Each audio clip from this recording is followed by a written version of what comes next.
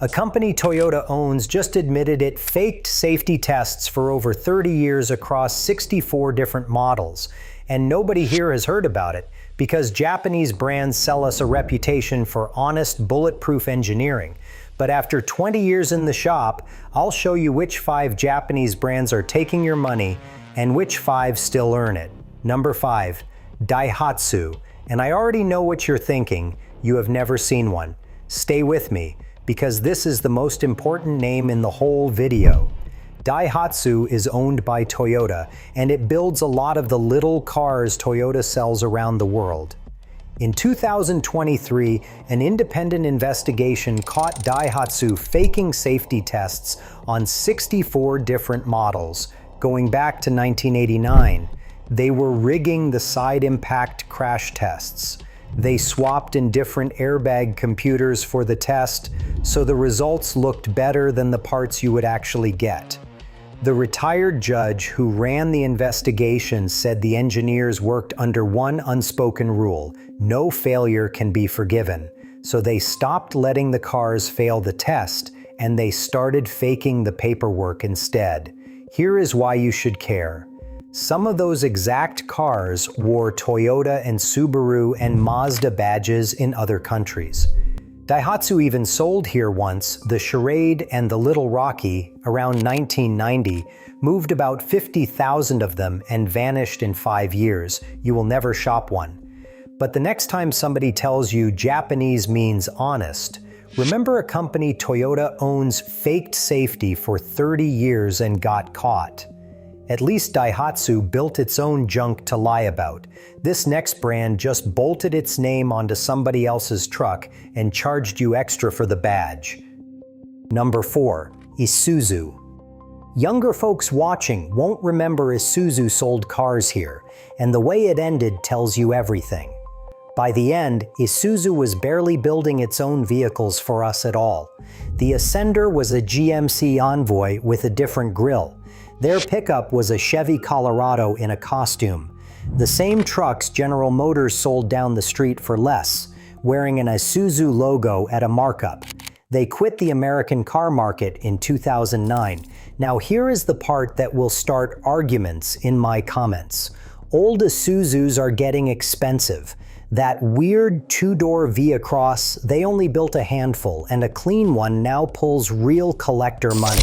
A nice low-mile Trooper can hit 13 grand on the auction sites, and I love that people love them.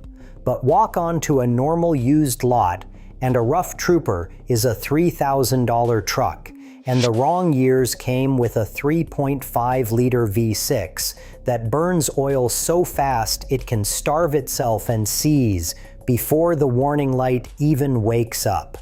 So know exactly which one you are looking at. A pampered collector truck and a tired daily driver wear the same badge, and the gap between them is your whole wallet. Isuzu charged extra for a Chevy. This next one charges full luxury money for a car you already know from the rental counter. Number 3, Infiniti. Infiniti is supposed to be Nissan's luxury brand, the Lexus to Toyota. Except here is the dirty little secret. A whole lot of any Infiniti is just a Nissan in a nicer suit. The QX60 crossover shares its guts with the Nissan Pathfinder, including the same dreaded transmission Nissan was sued over, and Infiniti was named in that lawsuit. You pay thousands extra for the badge, and you inherit the identical headache. And when it breaks, the bills come in big league sizes. The big QX80 SUV uses a fancy hydraulic suspension that loves to fail, and the struts cost over $900 a piece. Now watch the resale. An Infiniti can shed around 65% of its value in 5 years, worse than a Range Rover. Think about what that is telling you. The market itself does not believe in this nameplate. Even the quality scores agree.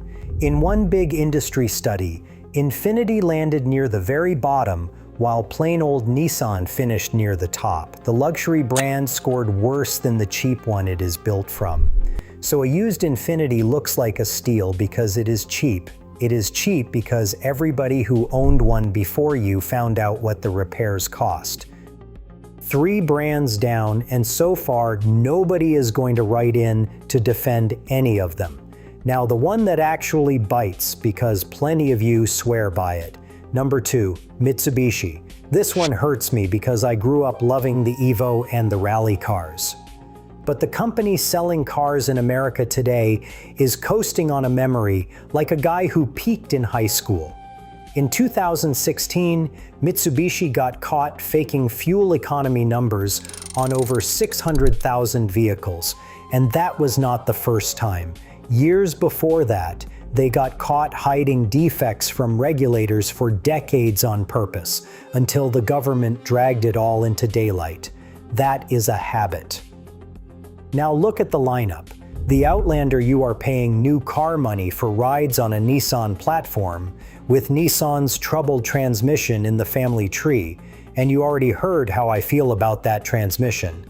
This year, Consumer Reports could not even rank Mitsubishi. They did not have enough reliable models to score the brand at all.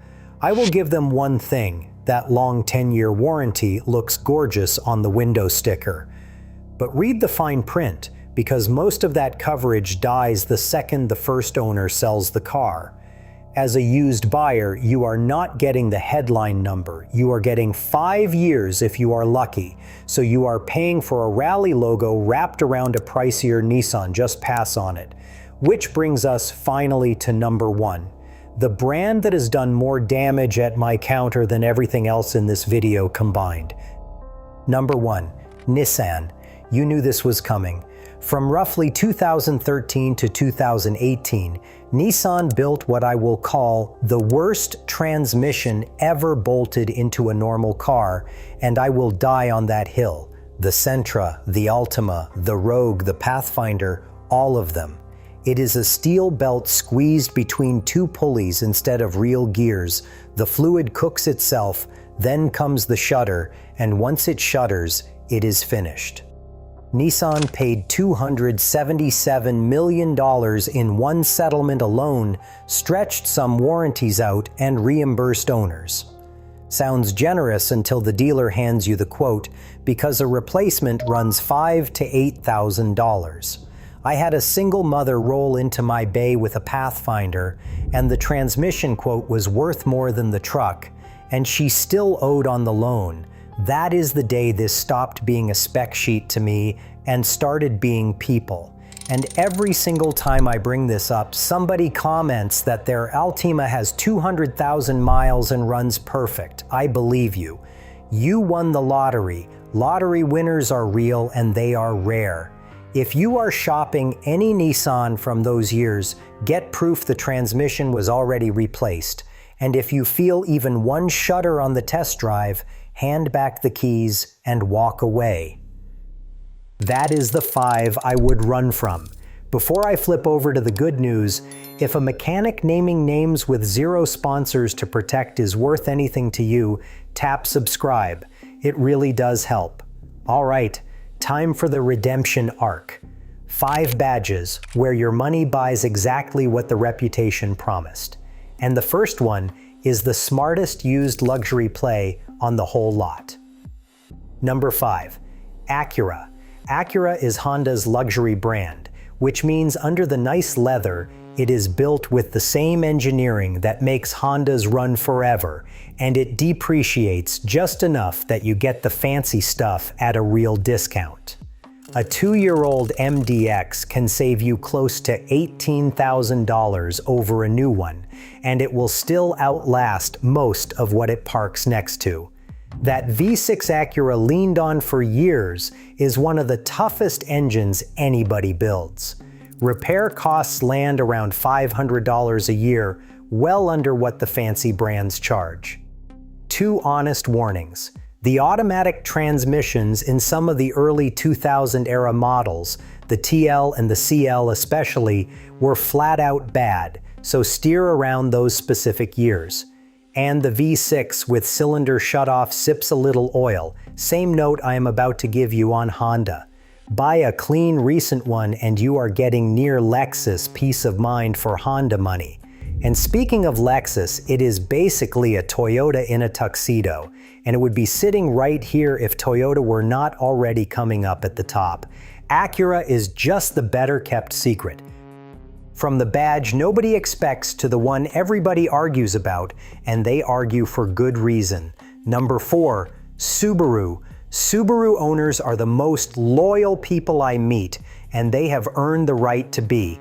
Right now, Consumer Reports ranks Subaru the second most reliable brand in the whole industry, behind only Toyota. The all-wheel drive is standard and seriously good. The cars hold their value and parts are everywhere. I will be straight about the catch because I always am. The older flat engines had a head gasket habit, and because of the way that engine sits down between the frame rails, fixing it usually means pulling the whole motor, which gets pricey. And the brand costs you a little more per year to maintain than a Honda does. But here is the thing, the cars earn that loyalty. They go exactly where you point them in a snowstorm, they last. And the problems are known quantities that any decent independent shop fixes in their sleep. If you live where it truly snows, a clean used Forester or Outback is one of the easiest cars on earth to recommend. Budget a bit more for upkeep, and buy from somebody who actually kept the maintenance records. Number 3 quietly beat the king at his own game last year, and the badge still sells for less. Number 3, Mazda. Last year, J.D. Power asked thousands of owners what actually broke on their 3-year-old cars, and Mazda finished second in the entire country, 1 spot ahead of Toyota. I love dropping that one on the Toyota diehards in my shop, and used Mazdas sell for thousands less than the equal Camry or Corolla, because the name does not carry the legend yet. That gap is free money for you. The plain Skyactiv engines in the Mazda 3 and the Mazda 6 just run, and they cost peanuts to keep on the road. 2 warnings so you do not get burned. These are direct injection engines, so carbon builds up on the valves over time. It costs you a little power and a cleaning down the road. It does not blow up the engine, so relax. And skip the brand new CX-90 and CX-70 for now. Whole new platform, whole new engine, and the early reliability was rough, which is exactly what I tell you about any first-year redesign from anybody. Buy the boring Mazda. The boring Mazda might be the bargain of the decade. Number 2 builds engines. Other mechanics retire on, with 2 exceptions you need to hear before you sign anything. Number 2, Honda. Honda has the cheapest repair bills of any major brand in the data, around $430 a year, and the parts supply is an ocean, which means no dealer ever has you over a barrel. The old plain 4-cylinder engines, like the 2.4-liter in the Accord and CR-V, are 250,000-mile engines on nothing but oil changes. Now the 2 exceptions, and they really matter. First, the 1.5-liter turbo from the late 2010s. In cold weather with short trips, fuel slips past the rings and thins out the oil, your dipstick reads high and it smells like a gas pump. Honda settled a lawsuit over it and capped the payout at a couple $100, which I thought was insulting. Second, the V6 models from around 2008 to 2013 with cylinder shutoff. I have pulled spark plugs out of those that looked like they were dipped in syrup. So buy the simple Honda, the plain 4-cylinder with a regular automatic transmission, and you have bought one of the smartest cars on the road. Steer around those 2 engines and you will never think about your car again. And number 1, you already know the name on the grille. Why it still earns the crown is the part worth staying for. Number 1, Toyota. No surprise, and the data is not even close. In the IC Cars longevity study, a Toyota has almost an 18% shot at passing 250,000 miles, while the industry average sits under 5%. The Sequoia leads every vehicle on the list at 8 times that average, and Toyota put 10 models in the top 25. A Corolla runs you about $360 a year in repairs. The boring stuff, the Camry, the Corolla, the hybrids with that drive system that has no belt to snap and no clutches to burn, that is still the engineering everybody else is chasing. My honest take, a used Camry hybrid is the best dollar for dollar car in America right now, and I have put my own family in 2 of them. And yeah, I opened this whole video with a black eye on a company Toyota owns. That is exactly why Toyota, the car maker, still sitting at number 1 means something. They build the most reliable cars on the planet, which is the whole reason the brands faking that reputation make me this mad. A badge never protected anybody. The right Toyota does, and Toyota builds more of those than anyone alive. So here is the rule that actually matters. Stop buying the badge and start buying the specific car, because the eras and the models tell the truth the logo is hiding. And since the worst villain in this entire video turned out to be a transmission, go watch the one I made comparing Subaru, Nissan, and Toyota CVT designs next. Because one of those 3 really does build a CVT I would put my own money behind, and almost everybody guesses the wrong one. See you in that one.